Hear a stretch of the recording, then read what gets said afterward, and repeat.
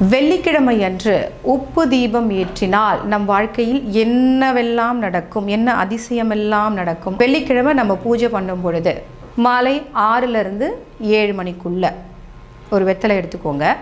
அந்த வெத்தலையை கீழே வச்சுட்டு அதுக்கு மேலே ஒரு அகலில் நல்ல மஞ்சளை பூசி குங்குமம் வச்சுக்கோங்க. அந்த அகலில் உப்பை கொஞ்சம் கொட்டுக்கோங்க. அதுக்கு மேலே ஒரு அகலை வச்சுக்கோங்க. அந்த அகலும் மஞ்சள் கொண்டு பூசி குங்குமம் வச்சுக்கோங்க. அந்த அகலில் அட்சயம் சொல்லுவோம் இல்லையா, அரிசியில் மஞ்சள் கலந்து எடுத்து வச்சுக்கோங்க. அதை ஒரு 2 அரிசி அதில் போட்டுக்கோங்க.